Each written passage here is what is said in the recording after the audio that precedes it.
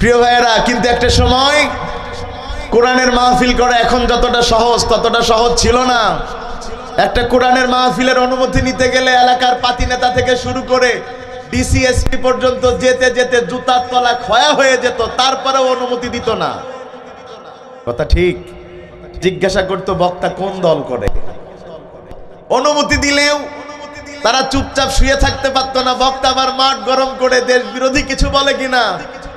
সেই জন্য কিরামান কাতিবিন পাঠিয়ে দিত, মাঠ ভরে তাদেরকে বসিয়ে রাখতো। তারপরেও যদি বক্তা ইমানের দাবিতে, কোরআনের দাবিতে হক কথা বলতো, তারা ক্ষমতার প্রভাব দেখায় মঞ্চে চলে আসতো, এসে বক্তার মাইক কেড়ে নিত, বক্তারে গালি দিত, বক্তার মা বাপকে নাম ধরে গালি দিত, বক্তাকে মিথ্যা মামলা দিয়ে জেলের মধ্যে ভরে দিত। কথা ঠিক? দুর্ভাগ্যজনক হলেও সত্য, যারা কোরআনের মাহফিলে রাজনৈতিক স্বার্থে 144 ধারা দেয়, যারা কোরআনের মাহফিলে রাজনৈতিক কারণে বন্ধ করে দেয়, বক্তার মাইক কেড়ে নেয়, বক্তারে গালি দেয়, বক্তার মা বাপ তুলে গালি দেয়, বক্তারে ধরে নিয়ে মিথ্যা মামলা দিয়ে জেলের মধ্যে ভরে দেয়, উতুল্লিম বাদা যালিকা জানিম, ওরা কখনো বৈধ করে সন্তান হতে পারে না, সব অবৈধ সন্তান। ঠিক না বে ঠিক? কারণ কোরআনের পক্ষে যারা বৈধ তারা, কোরআনের বিপক্ষে যারা অবৈধ তারা। বলেছেন মুহাম্মদুর রাসূলুল্লাহ, আল্লাহ রাসূল বলেন, ইন্না হাযাল কুরআনা হুজ্জাতুল লাকা ওয়া আলাইক। এই কোরআন বড় কঠিন কিতাব, এই কোরআন যদি কারোর পক্ষে যায় সে বৈধ হয়ে যায়, এই কোরআন যদি কারোর বিপক্ষে যায় সে অবৈধ হয়ে যায়।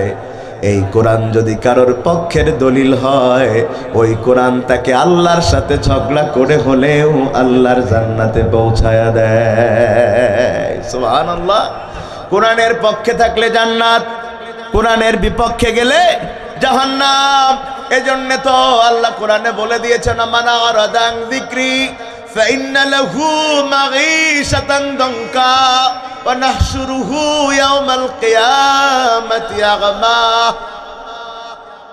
ক্ষমতার দাপটে কোরআনের বিরুদ্ধে গিয়েছে এমন লোক আছে না নাই? কথা বলেন, আছে না নাই?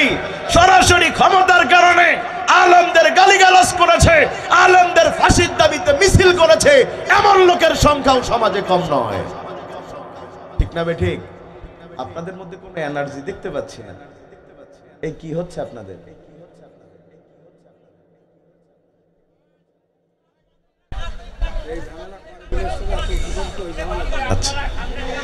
আচ্ছা, ওরা সরে যাবে একটু সেটিং হলে ইনশাআল্লাহ। ভাই, আমি আপনাদের মধ্যে এনার্জি দেখতে পাচ্ছি না। এনার্জি না দেখলে আমার রস বের হয় না। এনার্জির ব্যাপক অভাব। এখন তো দরকার ছিল কমিটির এখানে মোটামুটি ঠান্ডা পানি সহ স্যালাইন খাওয়াই দিলে একটু এনার্জি যদি বাড়তো। কি বলেন আপনারা?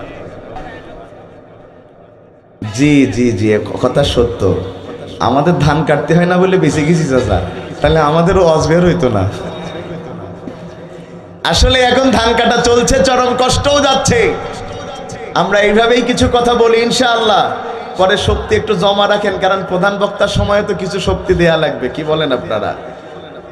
কোরআন থেকে যদি কেউ মুখ ফিরায় নেয়, দুনিয়াতে কিছুদিনের জন্য ক্ষমতার প্রভাব দেখানো সম্ভব, চেয়ার দখল করা সম্ভব, কিন্তু স্থায়ীভাবে সম্মান নেওয়া সম্ভব নয়। কোরআনের পক্ষে যদি না থাকেন, দুনিয়াতেও বেইজ্জতি, আখিরাতেও বেইজ্জতি। প্রিয় ভাইয়ের আমার, কোরআন থেকে মুখ ফিরায় নিলে কি হবে? আল্লাহ অন্ধ করে তুলবেন। আমরা কেউ কি আখিরাতে অন্ধ হতে চাই? তাইলে কোরআনের পক্ষে থাকতে রাজি আছি ইনশাআল্লাহ? ইনশাআল্লাহ। আজকে আমরা একটা বিষয়ের উপরে কথা বলার চিন্তা করেছি। কিছুদিন আগে একটা মাস আমরা পার করে এসেছি, যেই মাসটাকে সবচেয়ে শ্রেষ্ঠ মাস বলা হয়। সেই মাসের নাম কি? মাশাআল্লাহ, সেই মাসের নাম কি? রমজানের। কত দাম! এই রমজানের মধ্যে একটা রাত রয়েছে, যেই রাতের দাম 1000 মাসের চাইতেও বেশি দাম। সুবহানাল্লাহ।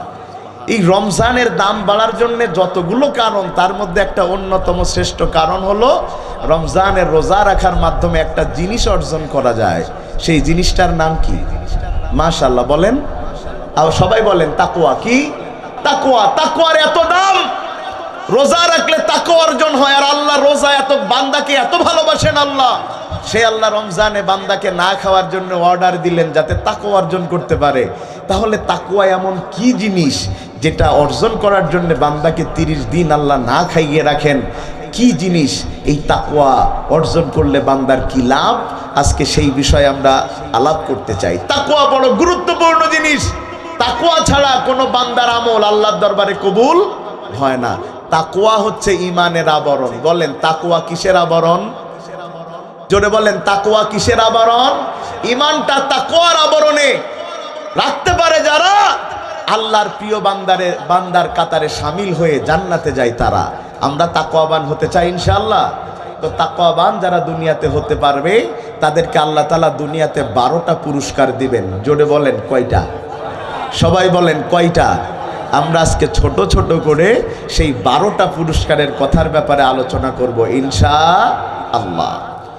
আমার আল্লাহ বলেন, যদি কোনো আল্লাহর বান্দা তাকওয়া অর্জন করতে পারে, আমি আল্লাহ তাআলা তাকে যেই 12টা পুরস্কার দুনিয়ার জমিনে দেব, তার মধ্যে 1 নম্বর আল্লাহ নিজেই বলেন সূরা নাহলে, ইন্নাল্লাহা মা'আল্লাযীনা তাকাউ ওয়াল্লাযীনা হুম মুহসিনুন।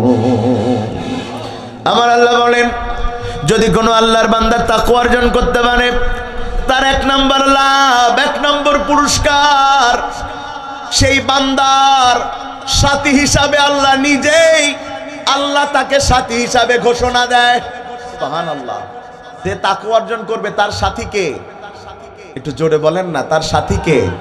তাকওয়াবানদের সাথী কে? তো আল্লাহ যদি সাথী হয়, বান্দার তো ভয়ের কোনো কারণ নাই, কারণ গোটা দুনিয়া একদিকে গেলেও আমার আল্লাহর একটা হুকুমের সাথে কেউ পেরে উঠতে পারবে না। তাইলে আমরা আল্লাহকে সাথী চাই না দুনিয়ার মানুষকে সাথী চাই? দুনিয়াতে দেখবেন আমাদের সমাজে গত 17 বছর ধরে কিছু বললেই বলে আমারে চিনিস, আমি অমুক ভাইয়ের লোক। কথা বলে না, আমি অমুক ভাইয়ের লোক। চাচা ঠিকই বলেছেন, গলার কলার ঝাঁকায় বলতে আমি অমুক ভাইয়ের লোক। তা দুনিয়াতে অমুক ভাইয়ের লোক হলে যদি তার পাওয়ার বেড়ে যায়, আর আমি তো আল্লাহর গোলাম, আমি যদি আল্লাহর গোলামি স্বীকার করি, দুনিয়ার সবার চাইতে আমার সম্মান বেড়ে যায়। দুনিয়ার মানুষের বাড়ি যদি আপনি গোলাম হন, মেম্বার সাহেবের বাড়ি দেখবেন, মেম্বারের বাড়ির যে গোলাম বা কর্মচারী বা আমাদের গ্রাম্য ভাষায় বলে মাইন্দার, আপনারা কি বলেন? মাইন্দার বা কর্মচারী। মেম্বারের বাড়ির কর্মচারী জামা ছিঁড়া, পেটে ভাত নেই, তাও ভাব 100 কেন? ও মেম্বারের বাড়ির কর্মচারী, ওকে যদি কেউ কিছু বলে ওই বলাটা মেম্বারের হয়, এজন্যে তার একটা পাওয়ার আলাদা, আমি মেম্বারের লোক। কারণ আমাদের দেশে তো ভাই বাসের চেয়ে কুমচির দাম বেশি, নেতার চেয়ে চামচার দাম বেশি। কথা বলেন, কথা কি ঠিক? প্রিয় ভাইয়েরা আমার, তো মেম্বারের বাড়ির কর্মচারী হলে তার ভাব বেড়ে যায়। এবার যদি সে কর্মচারী মেম্বারের বাড়ি না হয়ে চেয়ারম্যানের বাড়ির হয়, হ্যাঁ, এবার যদি চেয়ারম্যানের বাড়ি না হয়ে এমপির বাড়ির হয়, ওরে ভাই গত দিনগুলোতে প্রধানমন্ত্রীর লোক হওয়া লাগতো না, খালি বাড়ি গোপালগঞ্জে বললি ছেড়ে দিত। কথা বলছেন না কেন? বলা লাগতো না যে আমি শেখ হাসিনার আত্মীয় স্বজন, বলা লাগতো না, খালি বলতো। দেখবেন গোপালগঞ্জ থেকে যতজন ওসি হয়ে আসতো, ও ডোন্ট কেয়ার ভাবে থাকতো, ও বলতো আমি গোপালগঞ্জের লোক, মানে আল্লাহর ওপরের। কথা বলছেন না কেন? গোপালগঞ্জের লোক পরিচয় দিলে যদি তার পাওয়ার বেড়ে যায়, গোপালগঞ্জের লোক পরিচয় দিলে যদি তার সম্মান বেড়ে যায়, একজন মানুষ যদি আল্লাহর লোক হয়, আল্লাহর সাথী হয়, তার চাইতে সম্মানিত আল্লাহর জমিনে আর কেউ না।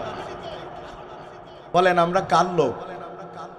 জোরে বলেন না আমরা কার লোক? আর একটু জোরে বলেন না আমরা কার লোক?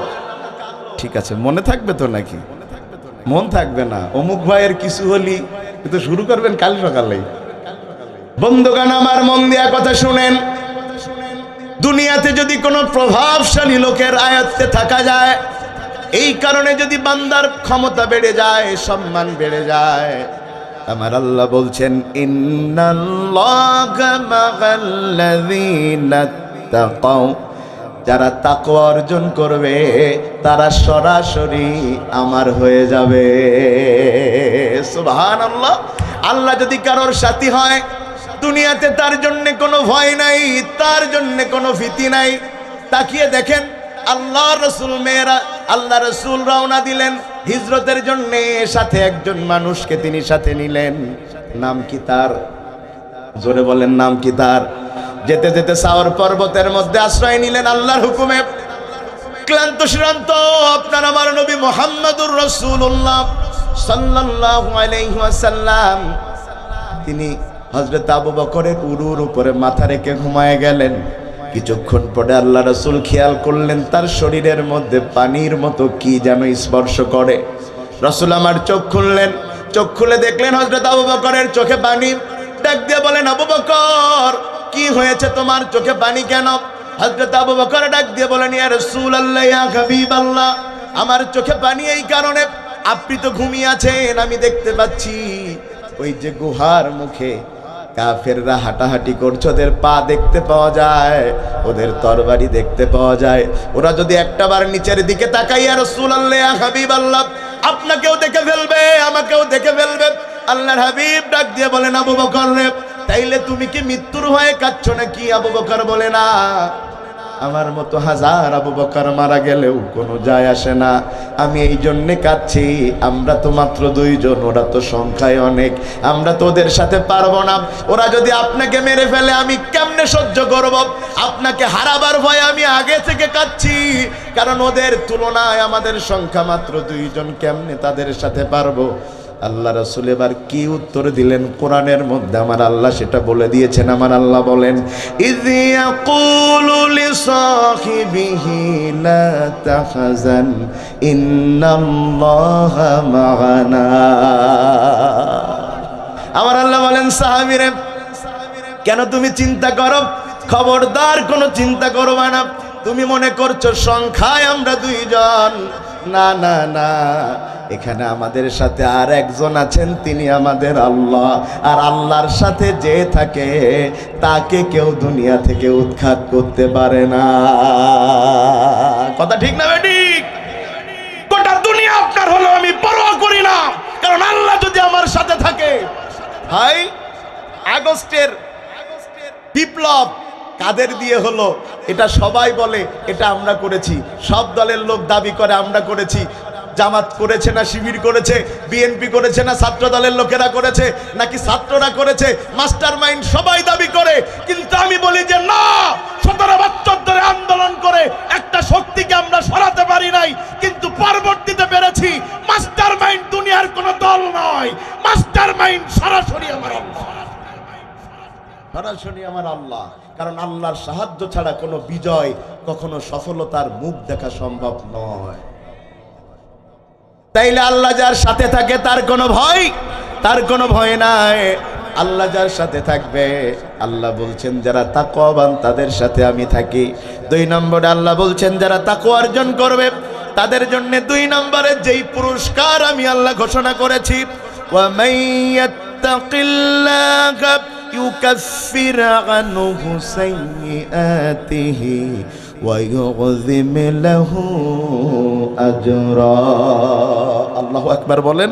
সূরা তালাক আমার আল্লাহ বলেন যারা তাকওয়া অর্জন করবে আমি আল্লাহ তাদের জীবনের গুনাহ খাতা মাফ করে দেব। এখানে জীবনেও গুনাহ করেননি কে কে হাত তোলেন? হ্যাঁ, এখানে কি একজন মানুষ পাওয়া যাবে যে জীবনে গুনাহ করিনি? কিন্তু আমাদের বাংলাদেশে একজন মানুষ আছে যে জীবনেও গুনাহ করিনি। চেনেন তার আপনারা? কথায় কথায় শেখ হাসিনা ডাক্তার না দিন, অন্য লোক তো হইতে পারে। একজন লোক বাংলাদেশে আছে যে জীবনে কোনোদিন গুনাহ করেনি, মাহফিলে গিয়েছে মোনাজাত ধরতে বলেছে, বলেছে মোনাজাত ধরে আমিন কেন বলবো, আমার তো কোনো গুনাহ নেই।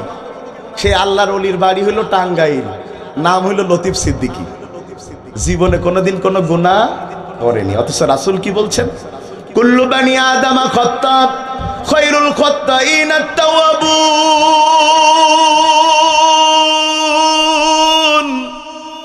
আমার আল্লাহ বলছেন, রাসূল বলছেন দুনিয়াতে এমন কেউ নাই যার গুনাহ নাই।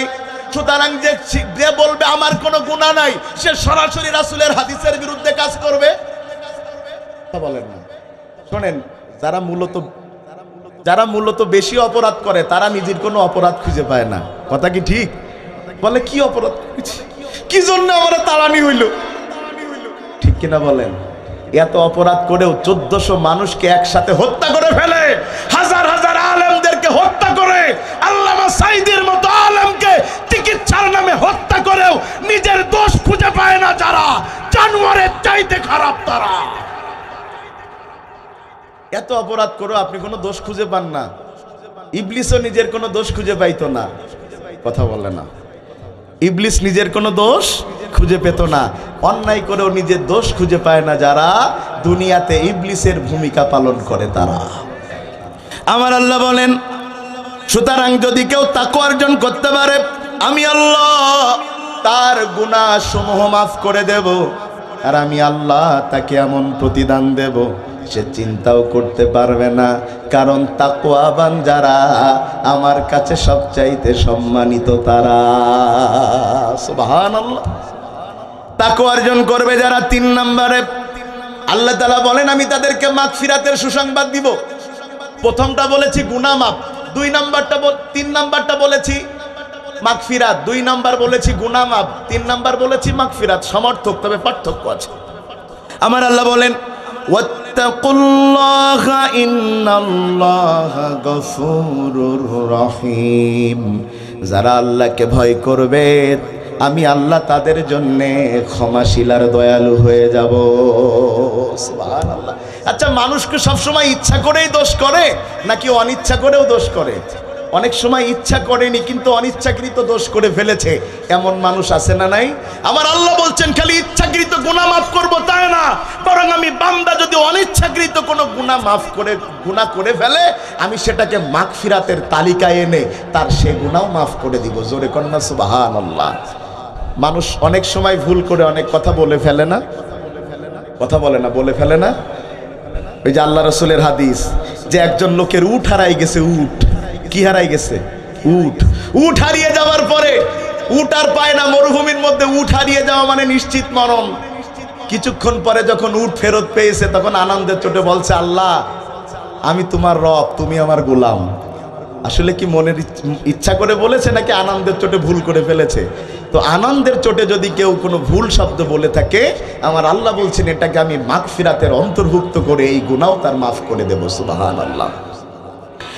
যদি কেউ তাকওয়া অর্জন করতে পারে, 4 নম্বরে আমার রব আমার আল্লাহ বলছেন আমি বান্দার জন্য এতটা সহনশীল হয়ে যায়, আমি আমার ওই মুত্তাকি বান্দার জন্য 4 নম্বরে আমি তার যত কঠিন কাজ হোক না কেন তার কাজকে আমি আল্লাহ সহজ করে দেই। সুবহানাল্লাহ।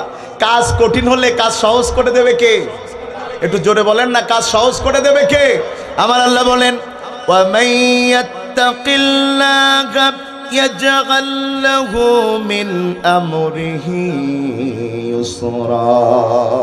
সুবহানাল্লাহ বলেন। আমার আল্লাহ বলেন যারা তাকওয়া অবলম্বন করবে আমি আল্লাহ তাআলা কঠিন বিপদের সময় তাদের সব কিছুকে সহজ করে দেব। জোরে কন্যা সুবহানাল্লাহ। আপনারা 3 জন মানুষের কথা জানেন, যেই 3 জন মানুষ ওই যে মরুভূমিতে চলছিল, মরুভূমির মধ্যে ঝড় উঠলো, ঝড় ওঠার পরে তারা একটা গুহার মধ্যে আশ্রয় নিল। শুনেছেন না ঘটনা আপনারা? মুখের মধ্যে এই গুহার মুখের মধ্যে পড়ে গিয়েছে পাথর। ওই পাথর পড়ার পরে এখন পাথর তো তারা 3 জন ধাক্কা দিয়ে সরাতে পারে না। তখন 3 জন বলছে আমরা দুনিয়াতে ভালো কাজ করেছি, এমন 3টা ভালো কাজ স্মরণ করি তাহলে হয়তোবা আল্লাহ আমাদের পাথর সরায়ে দিতে পারে। যেই পাথর ধাক্কা দিয়ে সরেনি সেই পাথর মুখের কথাই সরবে। এই কাজকে সহজ করে দিবেন কে? জোরে বলেন না, এই কাজকে সহজ করে দিবে কে? আল্লাহ সহজ করে দিবে। অনেক সময় বান্দা বুঝতে চায় না, বান্দা মনে করে এটা তার জন্য খারাপ, এটা যে কতটা বান্দার জন্য ভালো এটা পরে বুঝতে পারে, আগে বুঝতে না পারলেও। এমন অনেক ঘটনা আছে না যে প্রথম আমাদের মনে হয় ভাই এই কিছুদিন আগে প্লেন ক্র্যাশ হলো, মিডল ইস্টে যাওয়ার সময় সব যাত্রী মারা গেল, একজন মাত্র মানুষ যে সঠিক টাইমে পৌঁছাতে পারেনি বলে বিমান ছেড়ে দিয়েছে। সেই এত কান্নাকাটি করেছে ঢাকা ইন্টারন্যাশনাল এয়ারপোর্টে যে সে বিদেশ যাওয়ার সেই ধরতে পারেনি জ্যামের কারণে। কি কান্নাকাটি তার, যে কি হলো আমার এত টাকা লস হয়ে গেল, প্লেনের টিকিট, প্লেন চলে গেল। ওই প্লেন যখন ক্র্যাশ হয়ে সবাই মারা যাওয়ার খবর ওই আল্লাহর বান্দা শুনেছে, ও কান্নাকাটি বাদ দেওয়া সিজদা দিচ্ছে, বলছে আল্লাহ টাকা গেছ জীবন তো যায়নি। সুবহানাল্লাহ বললেন না? আপনি যেটা আপনার জন্য মনে করছেন খারাপ, সেটা যে আপনার জন্য ভালো হতে পারে এটা আপনি হয়তো বুঝছেন না। এই জন্য আল্লাহ যেই অবস্থায় রাখুক, কোনো সময় শুকরিয়া বাদে আল্লাহর কাজ নিয়ে প্রশ্ন তোলা উচিত নয়।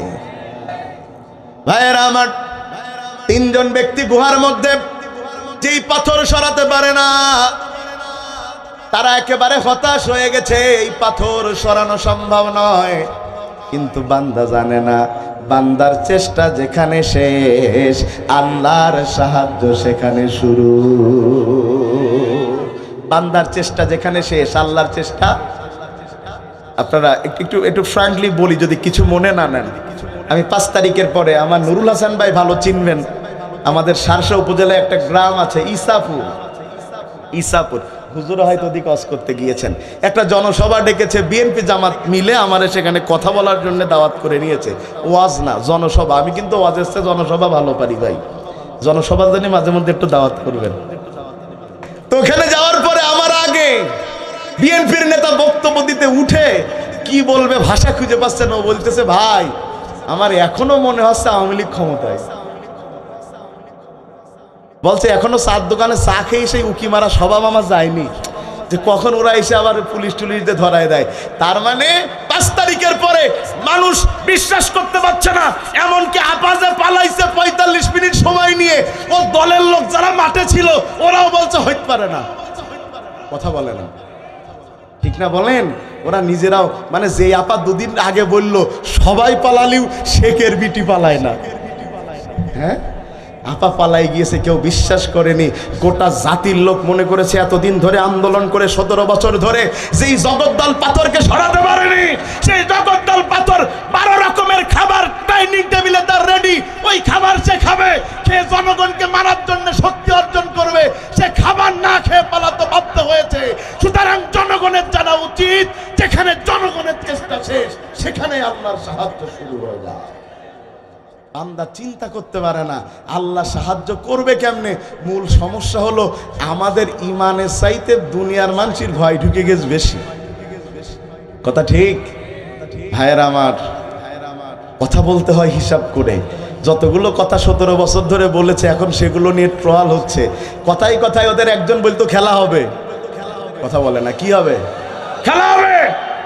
সবার আগে দৌড় মেরেছে, কথা বলছেন না কেন? খেলা ডেকে যদি কেউ দৌড় মারে তো উচিত না ভাই, কথা কি বোঝাতে পারছি আমি আপনাদের? এজন্য সবচেয়ে সুন্দর করে কথা বলা উচিত, সবচেয়ে সুন্দর করে কথা বলা উচিত। কারণ একটা শব্দের জন্য ক্ষমতায় আসতেও পারে, একটা শব্দের জন্য ক্ষমতা থেকে চলে যাওয়াও লাগতে পারে। 17 বছর ধরে যেই মুক্তিযুদ্ধের চেতনার ফেরি করেছে, সেই মুক্তিযুদ্ধের চেতনা ফেরি করতে যে একটা মাত্র শব্দ ভুল জায়গায় বলার কারণে ফেরাউনের গোষ্ঠী দেশ ছেড়ে পালাতে বাধ্য হয়েছে। শব্দটা কি বলেন তো? রাজাকারের বাচ্চা। একটা শব্দ বলেছে রাজাকারের বাচ্চা। ওই যেই ছেলেগুলো সবসময় ইসলামী আন্দোলনের বিরুদ্ধে মিছিল করত, ওরাও বিশ্ববিদ্যালয়ে মিছিল শুরু করেছে। তুমি কে, আমি কে, রাজাকার, রাজাকার কে বলেছে? স্বৈরাচার। যদি স্বৈরাচার জানতো এই একটা শব্দ বলার কারণে তার ক্ষমতা ছেড়ে মামু বাড়ি দিল্লি যাওয়া লাগবে, আল্লাহর কসম ওর জলাবান মাল্লু বলতো না। তা ঠিক। এজন্য শব্দ হওয়া উচিত সুন্দর। আমি আর একটা নাম কব, যদি রাগ না করেন তা কব। ডাক্তার শফিকুর রহমান চিনেন আপনারা? কথা কারে বলে এটা বোঝানোর জন্য কোনো দলীয় প্রচার করা আমার ইচ্ছা না ভাই। ওনার কাছে সাংবাদিক, খালি কথার স্টাইলটা দেখেন। সাংবাদিক প্রশ্ন করছে, ডাক্তার শফিকুর রহমান স্যার, হ্যাঁ বলেন, যদি আওয়ামী লীগ নির্বাচনে আসতে চায় আপনারা কি চান আওয়ামী লীগ নির্বাচন করুক? তার উত্তরটা শুনে ভাই আমি আধা ঘন্টা উঠতে পারিনি। সে বলছে, আগে আপনারা আমার কথা মন দিয়ে বুঝেন। কি কথা বলছে? আওয়ামী লীগ তো নিজেই নির্বাচন চায় না। তারা নিজেই নির্বাচন চায় না বলে 14ই তারা জোর করে ভোট করেছে, 18ই জোর করে ভোট করেছে, 24-এ জোর করে ভোট করে, তারা দিনের ভোট রাতে করে তারা ক্ষমতায় গিয়েছে। এখন আওয়ামী লীগ তো নিজেই ভোট চায় না। আর আমি যদি বলি আওয়ামী লীগ ভোট করুক, তাইলে এটা আওয়ামী লীগের পরে জুলুম করা। যেহেতু তারা ভোট চায় না, আমি তাদের উপরে সেই জুলুম করতে চাই না। কথা কি বুঝতেছেন নাকি আপনারা? কথার ভাই দাম আছে, কথা হিসাব করে বলতে হয়। আপনাদের সাতক্ষীরাতে অনাকাঙ্ক্ষিত ঘটনা ঘটে গিয়েছে আলীপুরে, কথার কারণে। কথা বলছেন না, কিসের কারণে? কথার কারণে। সে মনে করেছে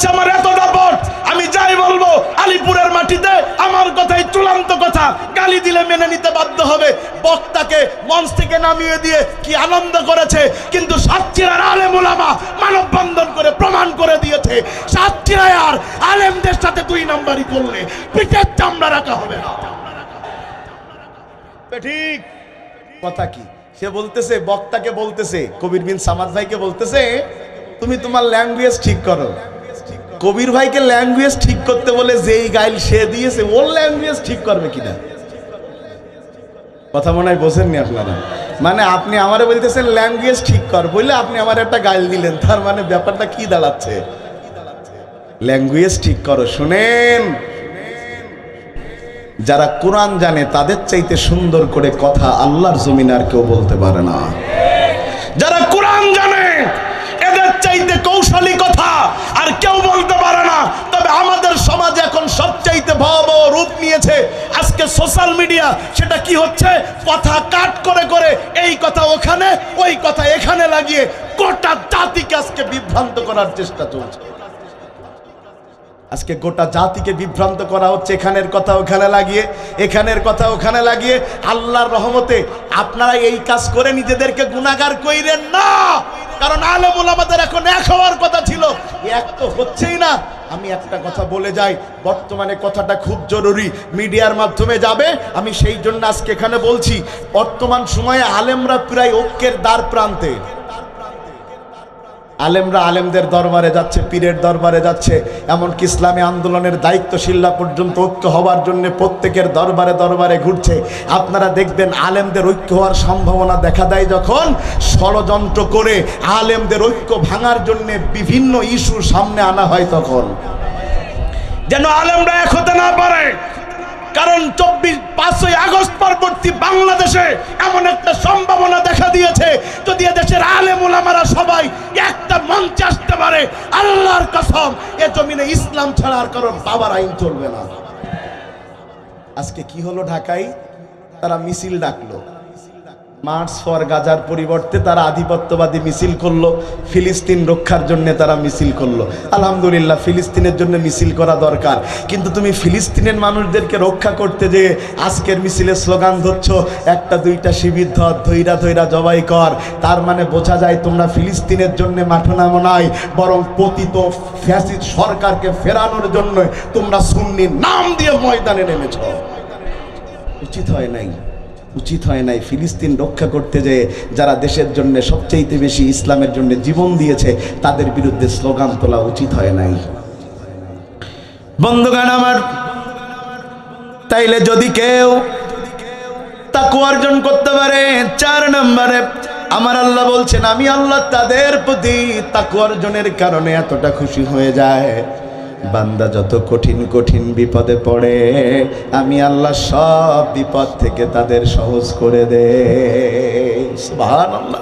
5 নম্বরে যদি কোনো আল্লাহর বান্দা তাকওয়া অর্জন করতে পারে, আমি আল্লাহ, আমি রব তার উপরে এত খুশি হই, ইন্নাল মুত্তাকিনা মাফাজা, আমি আল্লাহ তাআলা তাদের সকল কাজে সফলতা দান করি। সুবহানাল্লাহ কইলেন না? সফলতা দান করে কে?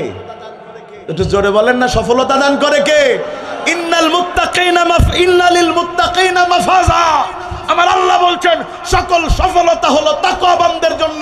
এই জন্য তোমরা সাময়িক ঝড় দেখে ভয় পেও না, কারণ ওই যে বসন্তকালে যেই ঝড় হয়, এই ঝড়ে পাতা পড়ে যায়, তার মানে গাছ মরে যায় না, বরং এই গাছের পাতা পড়ে নতুন পাতা জন্ম দিয়ে একটা নতুন গাছ উপহার দেওয়ার জন্যে। ঝড় ঝাপটা ইমানের পরীক্ষা আসে একটু সমাজ বিপ্লবের কাজের জন্য, এটা ভয়ের কিছু না।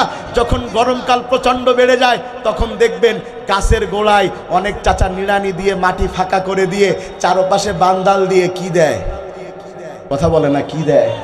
শহরের ছেলে এসে বলছে, চাচা আপনি রোদের মধ্যে ঘেমে ঘেমে মাটি আলগা করে চারপাশে কেন আপনি বান্দাল দিচ্ছেন? চাচা বলছে আমি পানি দিব।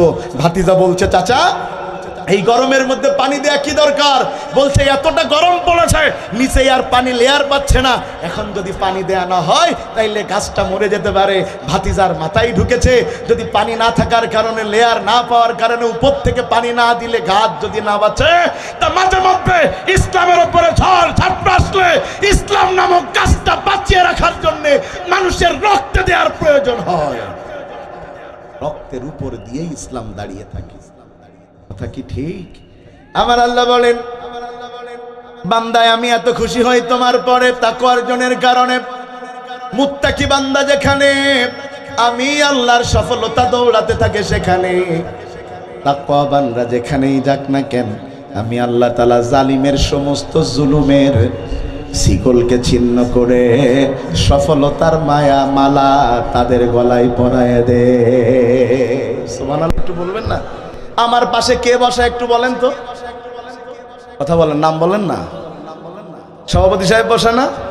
এতটা রিল্যাক্সের সাথে কি 5 তারিখের আগে বসতে পারতো? কথা বলছেন না কেন? ওই ঝাউডাঙ্গা মাদ্রাসায় আমি ওয়াজ করতে এসেছি, হুজুরই আমাকে দাওয়াত করেছেন। হুজুর এবং তার সন্তানেরা উঠতে পারবে না কেন? হুজুর কোনো অন্যায় করেছে, জ্বালাও পোড়াও করেছে? কথা বলে না। আপনাদের কারো কোনো ক্ষতি করেছে? জনগণের মাল আত্মসাৎ করেছে? মাদ্রাসার 1 টাকা আত্মসাৎ করেছে? না, উঠতে পারবে না কেন? ইসলামের কাজ করে। আল্লাহ আজকে এতটা সফলতা দিয়েছে, যারা বাড়িঘর ছাড়া করে, যারা মাদ্রাসায় উঠতে দেয়নি, আল্লাহ তাদেরকে বাড়িঘর ছাড়া করে দিয়েছে।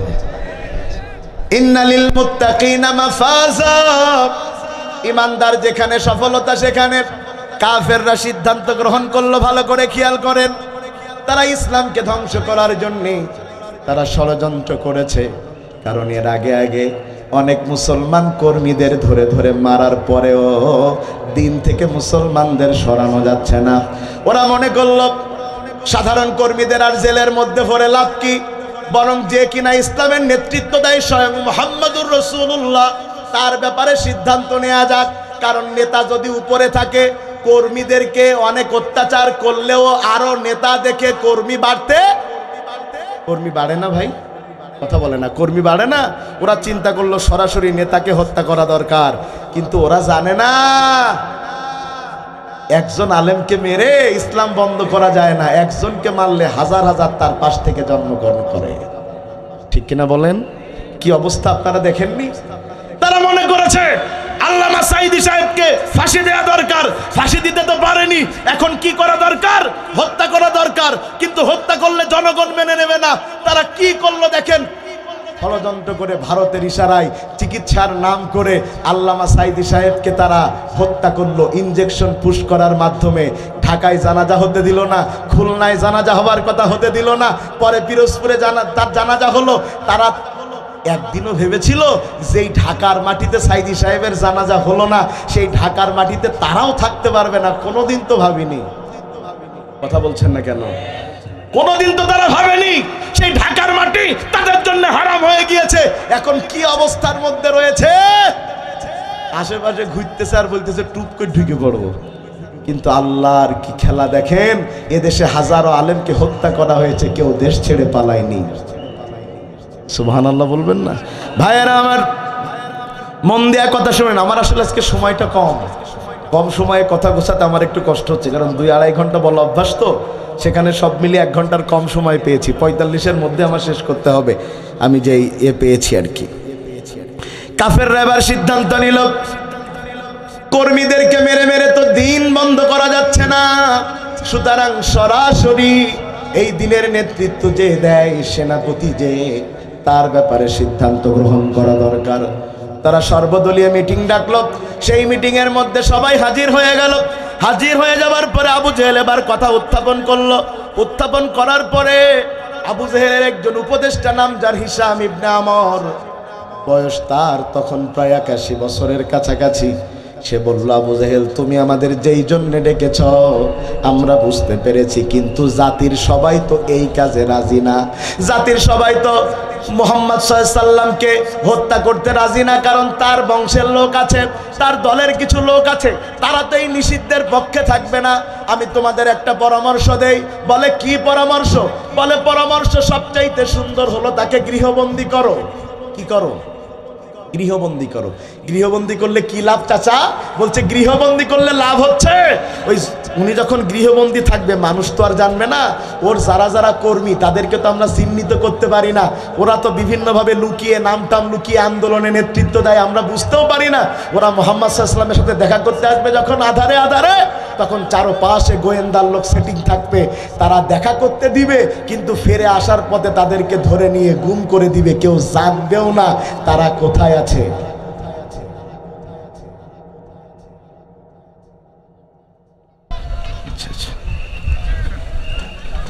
হুজুর কি চলে আসছে এখন?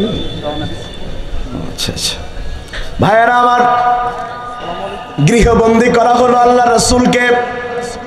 যে বাজারাই সেখানে হাজির হয় রাসূলের সাথে সাক্ষাৎ করার জন্যে, প্রিয় ভাইয়েরা আমার, তাদেরকেই আস্তে করে সরায়া শিবে আবু তালেবের মধ্যে গ্রেপ্তার করে রেখে দেয়। দিতে দিতে দিতে দিতে প্রায় 72 জন মতো তারা